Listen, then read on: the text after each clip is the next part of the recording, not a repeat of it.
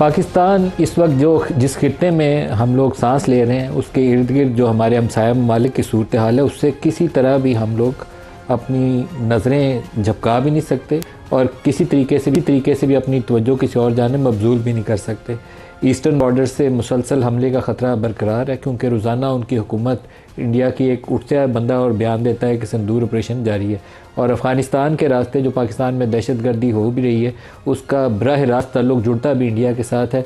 उनकी declared policy है उनके वो जो देवल की स्ट्रेटजी है उसका मेन सेंट्रल पिलर यही है कि अफ़गानिस्तान के रास्ते बलूचिस्तान और KP के अंदर दहशतगर्दी जितनी फैलाई जा सकती है फैलाई जाए। अब ईरान के ऊपर अमेरिका और इसराइल का जो हमला हुआ है उसके बाद पाकिस्तान के चारों तरफ सूरत हाल बहुत अबतर है, लेकिन इसको तो हम डिस्कस करेंगे प्रोग्राम में। एक और जो चैलेंज है पाकिस्तान के लिए इस वक्त, पाकिस्तान इकनॉमिकली बहुत स्ट्रॉन्ग नहीं है। हमारे पास एक तगड़ी मजबूत फ़ौज मौजूद है जो इंडिया के साथ जंग जीती हुई है। अफ़गानिस्तान को वो सबक सिखा सकते हैं, कोई मुश्किल नहीं है उनके लिए। ईरानियन बॉर्डर को वो अच्छे से सेफ गार्ड कर लेंगे, लेकिन एक चैलेंज ये है कि पाकिस्तान की इकनॉमिक वल्नरेबिलिटी, ख़ास तौर पर हमारे पास जो फॉरेन एक्सचेंज की कमी है, डॉलर का ना होना है, वो पाकिस्तान के लिए बहुत बड़ा चैलेंज है। इंटरनेशनल मार्केट में ऑयल प्राइसेस 84-85 डॉलर्स पे ब्रेंट चला गया और जो उसके ऊपर फोरकास्ट ये है कि ये $100 से $120 तक जा सकता है। ईरान ने जो स्ट्रेट ऑफ हॉर्मुज़ को बंद किया है उससे प्राइसेस में अपटिक बरकरार रहेगी और वो नीचे आने का इम्कान नहीं है। इसी तरीके से जो RLNG की सप्लाई कतर के रास्ते जो गैस जाती है यूरोप के लिए उसकी कीमतें पहले को 50% ऊपर चली गई हैं और उन्होंने क्योंकि प्रोडक्शन को अपनी फ़िलहाल फ्रीज़ किया है तो बाकी जगहों पे भी पाकिस्तान पे भी उसकी पिंच आने वाले चंद दिनों में ही आना शुरू हो जाएगी। पाकिस्तान के पास लंबे चौड़े स्टॉक्स भी नहीं है, बहुत लिमिटेड स्टॉक्स हैं। हम तेल आता रहता है और जलाते जाते हैं, लंबे चौड़े हमने स्टॉक फाइल्स रखे नहीं हैं। अब चैलेंज क्या है? चैलेंज ये है कि पाकिस्तान में पहले जो 7 माह या 8 माह के नंबर्स हैं, फरवरी के एंड तक के जो नंबर्स हैं, उसमें पाकिस्तान की बरामदात पिछले साल की निस्बत भी मज़ीद गिर गई हैं। ये मैं प्रोडक्ट्स की बात कर रहा हूँ, गुड्स की एक्सपोर्ट की बात कर रहा हूँ। हमारे पास फॉरेन एक्सचेंज अर्निंग कैपेसिटी क्या है? पाकिस्तान से बरामदात बढ़े और पाकिस्तान से रिमिटेंस भी आती है, इन्वेस्टमेंट भी आए और ये सारे पैसे मिलकर हमारी ज़रूरियात पूरी कर दें। लेकिन अगर बरामदात मुसलसल पिछले साल से भी नीचे जा रही हैं तो फिर क्राइसिस लाइक सिचुएशन बनना शुरू हो जाएगी, करंट अकाउंट डेफिसिट पाकिस्तान का बढ़ना शुरू हो जाएगा।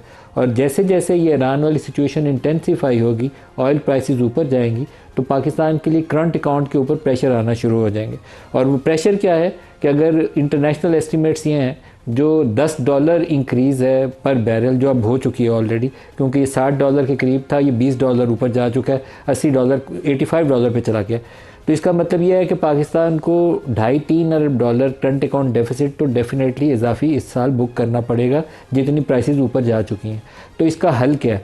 हल फौरी तौर पर तो एक क्राइसिस ये होगा कि अबू धाबी और UAE वाले हमसे पैसे मांग रहे हैं। $2 अरब उन्होंने हमारे पास रिजर्व्स में रखवाया हुआ है और उन्होंने बहुत इस दफ़ा तकलीफ दे सूरत हाल ये है कि आमतौर पर 1 साल के लिए इंटरेस्ट लेते हैं, फ्री में नहीं पैसे दिए हुए, उसको रोल ओवर कर देते थे। अब उन्होंने 60 रोज़ के लिए किया और वो भी हमने हाथ जोड़ के करवाया है कि हमारी IMF का वो रिव्यू चल रहा है, वो रिव्यू पूरा हो जाए उसके बाद इसका हिसाब किताब करेंगे। पाकिस्तान में अभी रिसेंटली हमारी हुकूमत के लोग भी बहुत सियाने हैं, पता नहीं कहाँ से अल्लाह ताला ने इनको इतनी समझ दे दी है।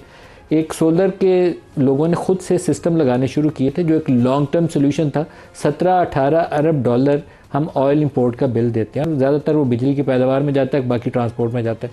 तो बिजली की प्रोडक्शन का कम से कम वो एक नेमुल बदल ये था कि लोग अपने पैसों से पर्सनल सेविंग से 15-20 लाख एक घर सर्व करता था और घर में सोलर लगा लेता था। उतनी उसकी बिजली की ज़रूरियात कम होती थी और बिजली की ज़रूरियात कम होने का इनडायरेक्ट मतलब यह है कि उतना आपका ऑयल या कोल इंपोर्ट का बिल कम होता है।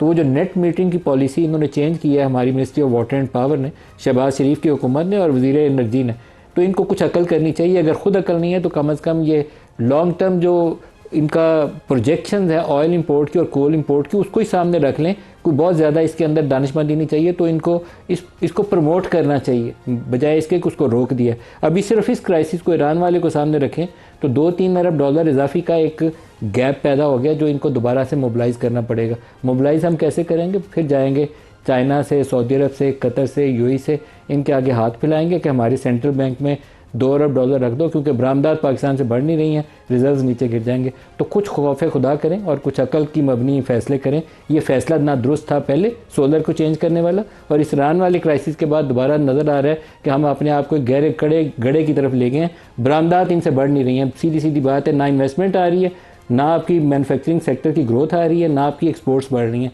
तो कुछ तो ऐसा करें कि हम इकनॉमिकली भी वायबल रहें। दूसरा प्रोग्राम का जो टॉपिक है उसी की तरफ वापस आते हैं। आज इसहाक डार साहब ने पार्लियामेंट के अंदर तकरीर के अंदर दो बड़ी पते की बातें की हैं। एक तो उन्होंने बड़ा एक इम्पॉर्टेंट जो मैसेज था ईरान को दिया, वो पाकिस्तान और सऊदी अरब की डिफेंस डील के हवाले से।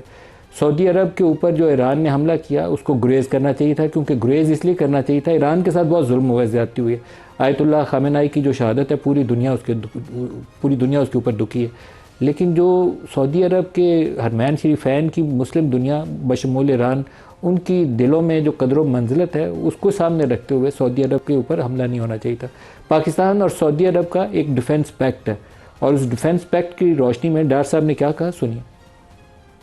हम सऊदी अरेबिया के साथ एक स्ट्रेटेजिक म्यूचुअल डिफेंस एग्रीमेंट कर चुके हैं। मैंने उसको मद्देनजर रखते हुए सऊदी अरेबिया से फौरी सेंसिटाइज किया जो लीडरशिप में है ईरान में, कि please keep that in mind. उन्होंने कुछ अश्योरेंसेस मांगी, मुझे कहा कि इनको कहे कि इनका सॉइल पे यूज नहीं होना चाहिए। मैंने वो अश्योरेंसेस लेके दी। यू कैन सी ये काउंटर अटैक फौरी तौर के ऊपर इन पे ना होता तो हम इनको भी साथ खड़ा करते और एक जॉइंट वॉइस हमारी होती इसराइल और अमेरिका के इस एक्शन के खिलाफ। हम अकेला मुल्क है जिसने कंडेम किया ये जो हमला हुआ, वो वही रिपीट थी जो पिछले साल 13 जून को हुआ। पाकिस्तान अपना जो जिम्मेदारी है वो उसको निभाया भी है और इंशाल्लाह निभाएगा भी। बैकडोर में रह के हमने डिप्लोमेटिक एफर्ट्स बहुत किए हैं। पाकिस्तान तो दिलो जान के साथ जब से प्रॉब्लम शुरू हुई है उनके साथ खड़ा है और पूरी कोशिश कर रहा है। ईरान हमारा ब्रदर मुल्क है, हमारा मुसलमान भाई है।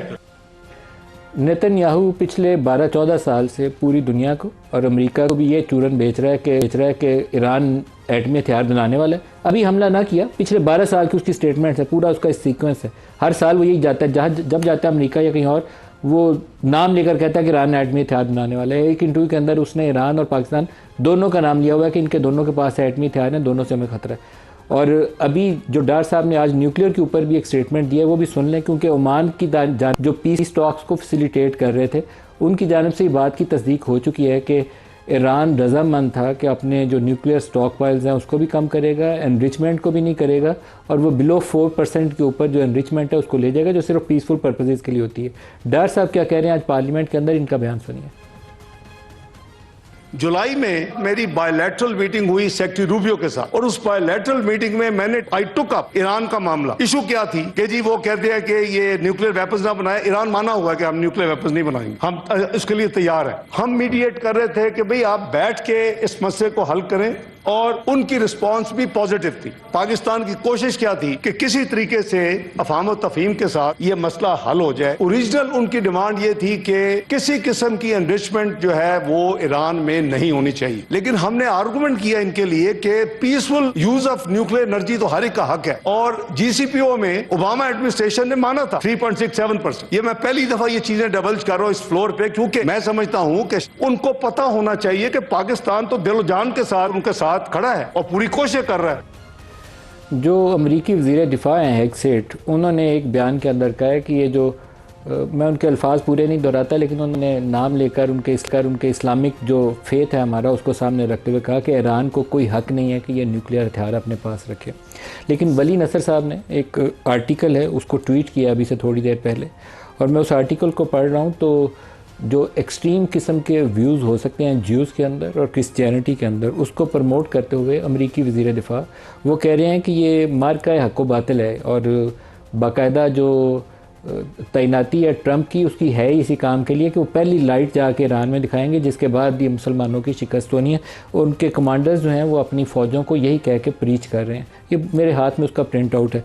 तो उस चीज़ को, मज़हब की उस डेफिनेशन को जो उनके ख़यालात के, उनके फेथ के करीब है, उसका सहारा लेकर ईरान के ऊपर अटैक को और वहाँ पे किलिंग को, और एक ऐसे शख्स की शहादत को जिसको मुस्लिम दुनिया में बड़ी इज़्ज़त की निगाह से देखा जाता है, आयतुल्लाह खामेनाई, उसको जस्टिफाई करने की कोशिश कर रहे हैं। और साथ कह रहे हैं ईरान को ये हक़ हासिल नहीं है कि वो जो प्रोफेटिक किस्म की वो उनके व्यूज़ हैं उसके ऊपर फेथ रखते हुए उसको न्यूक्लियर हथियार रखने की इजाज़त दी जाए। वज़ीर आज़म ने कल सुबह अपोजिशन के जो रहनुमा हैं उनको दावत दी है, और हुकूमत के भी जो इत्तेहादिया उनको भी दावत दी है कि सिक्योरिटी सिचुएशन, रीजनल सिचुएशन के ऊपर उनको ब्रीफ किया जाए। एक बहुत ही बेहतर कदम है, और इससे भी ज़्यादा मुनासिब और ज़रूरी बात यह है कि इसके अंदर PTI की पूरी लीडरशिप जो है वो इसके अंदर शामिल हो। कोई एहतजाज वाज ना करें इस इशू के ऊपर। जो मर्ज़ी आपके इश्यूज़ हैं, इमरान खान के साथ ज़्यादती है जो कुछ उसका इलाज के मामले में हो रहा है, पूरा उसके ऊपर आपकी कॉज को सपोर्ट किया जाना चाहिए। लेकिन उसको बुनियाद या उसको जवाज़ बनाकर इस ब्रीफिंग से दूर मत जाए। पाकिस्तान के मुस्तकबिल के फ़ैसले लेने की ज़िम्मेदारी आप पे भी उतनी है जितनी वज़ीर-ए-आज़म या किसी और पॉलिटिकल पार्टी पे। अंदर बैठें, हालात का जायज़ा लें और सारे मिल के दानाई से एक फ़ैसला करें जो यकसुई के साथ किया गया हो, मुश्तरका फ़ैसला हो।